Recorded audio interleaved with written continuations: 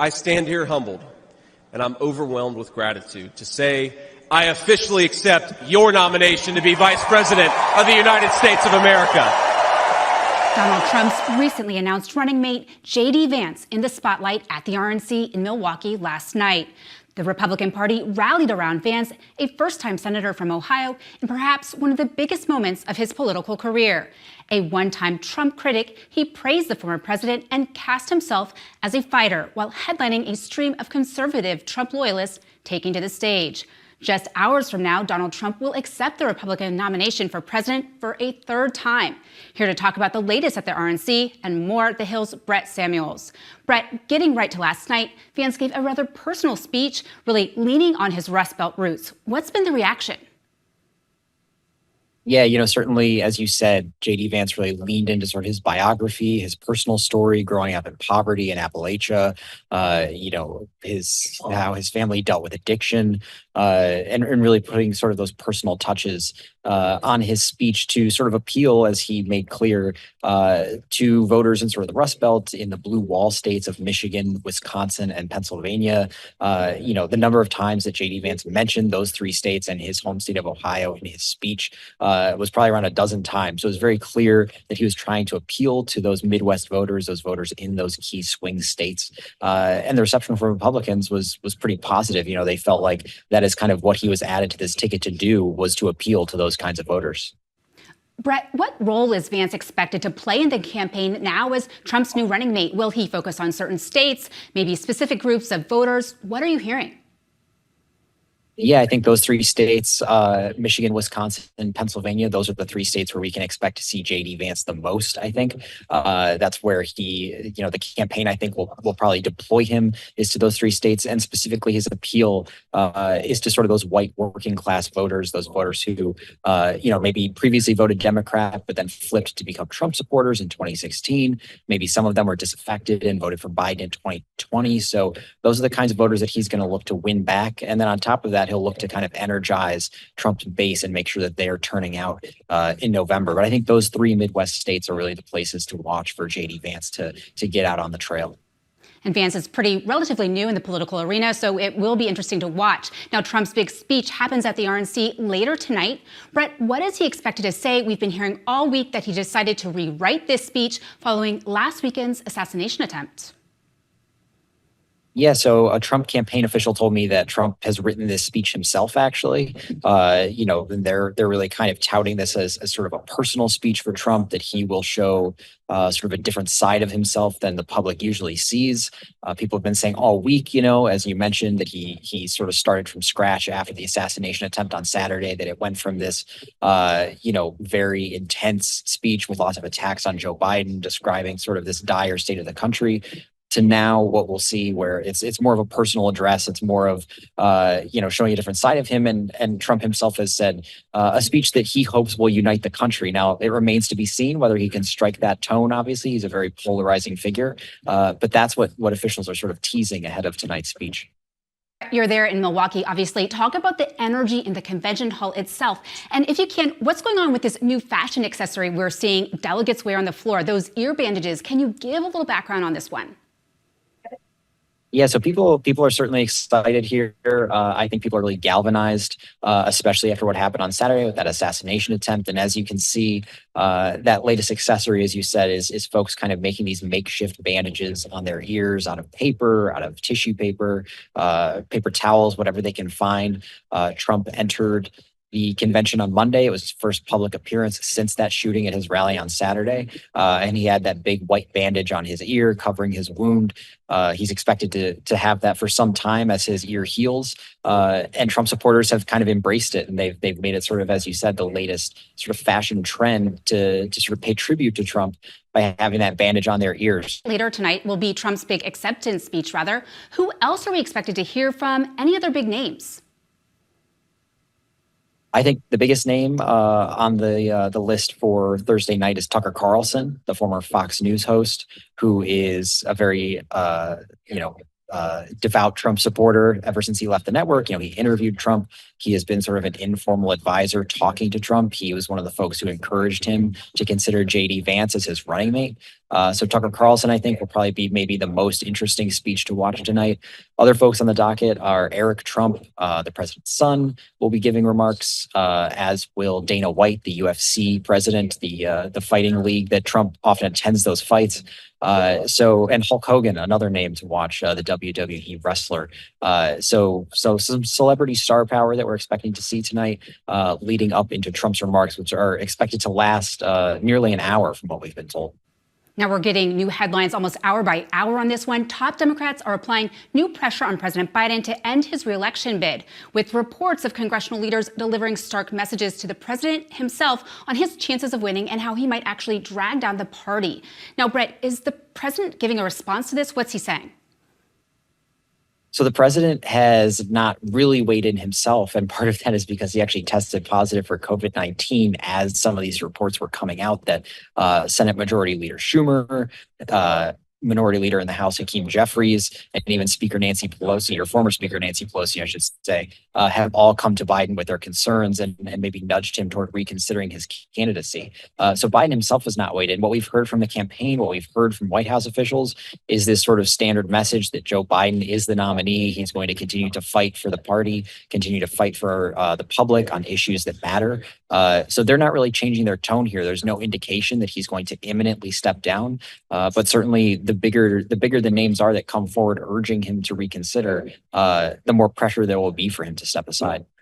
Pretty hard to imagine how long the standoff between the president and Democrats can really go on. Now, an overwhelming majority of Democrats say they approve of Harris replacing Biden atop the ticket, according to a poll from The Economist and YouGov. That poll found 79% of Democrats would support Harris as the nominee. How long can the Biden campaign ignore these types of numbers? They're rather bleak. Yeah, it's really all just kind of piling up between the polling that shows folks want a different candidate, that they would support Harris. Some polling has shown Harris actually performing better than Biden against Trump in a hypothetical matchup. Between that and sort of the growing calls from lawmakers for Biden to step aside, you had Adam Schiff, the House representative who's running for Senate in California, just this week called for Biden to pass the torch. It's all just kind of this big culmination of pressure, I think, on the White House and on President Biden. And as you said, it's just kind of hard to imagine that they can really endure this much longer without, making a change and kind of acknowledging that this is what the reality is, or just putting their foot down and accepting that the campaign ahead is going to be one that might divide some Democrats. Now, 4 leading Democrats would actually perform better than Biden in key swing states if they replace him as the party's nominee. This is according to a new polling memo from Blue Labs Analytics. Now, how much attention is this memo actually getting, Brett, particularly among Democratic officials? Are they paying close attention? I think it's certainly, something that's being circulated among Democrats who want to continue to push this message that there should be a change at the top of the ticket. Polling like that certainly helps their cause. It bolsters their argument that they'd be better off with someone other than Joe Biden atop the ticket. Certainly, I think Vice President Harris is sort of the most logical choice for all sorts of reasons, to pass over the first Black woman to serve as vice president for a different candidate would really, I think, roil a lot of people and fire up tempers in the Democratic Party. And on top of that, there's all kinds of rules around the money that would have to be raised if she is not the candidate. So she's the most logical choice. And so especially any poll that shows her doing well against former President Trump or her getting broad support from Democrats, I think would go a long way toward continuing this sort of pressure campaign against President Biden. All right, we'll leave it there. Thank you to The Hill's Brett Samuels. Thanks. Thank you. Former President Trump is leading President Biden in Virginia, according to a new poll. Biden won Virginia by 10 points in the 2020 election, and the state backed Hillary Clinton over Trump in 2016. Virginia joins a list of Democratic-leaning states that polls indicate Trump may flip in November, including New Hampshire and Minnesota. The new survey completed in the Old Dominion just 2 days following an assassination attempt on Trump. To break it down, Matt Taglia, the senior director of Emerson College Polling. Matt, the new Emerson College Polling survey of Virginia voters finds 45% support Trump and 43% support President Biden. 11% are undecided. Looking at the numbers, what happens when undecided voters are pushed to choose a candidate? Do they lean towards Trump or Biden? How does that play out? So we see that President Biden actually wins undecided voters, but it's only by a narrow margin, about 55% versus 45% for former President Trump. And within those numbers, we see that independents also break for Biden by about 56%. But African-American voters are breaking for Trump slightly, and younger voters are split. So there's a problem here for the Biden campaign where the traditional Democratic coalition seems to be slipping away a bit. So that's good for a tied race. But again, if I'm the Biden campaign, these are not the numbers that I'd like to see. Now, in a matchup between Trump and Kamala Harris, 47% support Trump and 45% support Harris, with 9% undecided. How does this polling look with a third-party candidate in play? So with Harris on the ticket, it's about the same of a split. We see President Trump winning that vote by about 2 points, with about 9% undecided. So we see a little bit of a shift in that undecided number, with folks moving to either candidate respectively. Of course, there are the same caveats that we've had previously, that Vice President Harris is not president and she's not the Democratic nominee right now. So she doesn't have some of the same benefits that President Biden does. Now, looking at the expanded ballot with third parties, we see that Kennedy is actually winning 30% of undecided voters.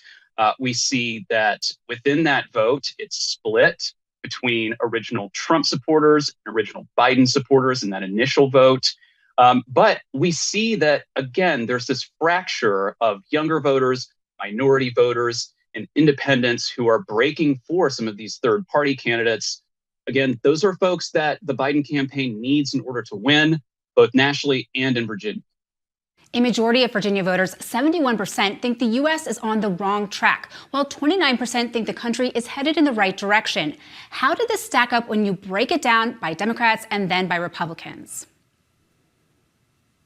Well, as you might expect, about 94% of Republicans say that the U.S. is headed on the wrong track. We see about 3/4 of independents who say the same. And even Democrats are split in this poll, 50-50. Saying that the U.S. is either headed in the right direction or the wrong track. Again, this was taken after the assassination attempt on former President Trump. I think that certainly influenced some of the numbers here, especially among those independent voters. They may have been a little bit less inclined to say that the country's headed in the wrong track. Same goes for Democratic voters. But then we look at the issues. Everyone still says that the economy is their top issue, and that includes inflation and jobs. Housing affordability is second for Democrats. But then you look at independents and they say that threats to democracy is their second most important issue. And I think, again, the assassination attempt plays into that, could have had an effect on the top line vote as well. But clearly, people see that there are issues in the country, the economy among them, but there are several issues at play here. Another issue, abortion. It remains one of the key critical topics in the campaigns. New polling out in Virginia shows that 44% would like to see the state's abortion laws less strict.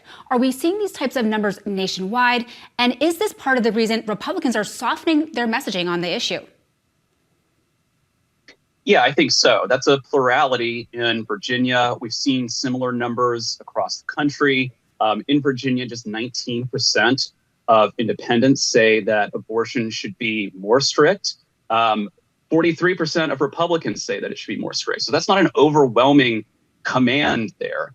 So I do think that this is certainly a strategic move on the part of the Trump campaign and the Republican Party overall, because clearly both in Virginia and I think nationwide, there is less of a desire than some might expect for stricter abortion laws.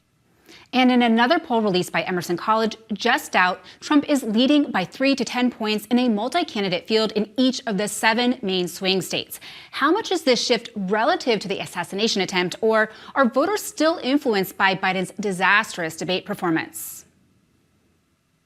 I think it's a bit of both. We took this most recent series of polls after the assassination attempt.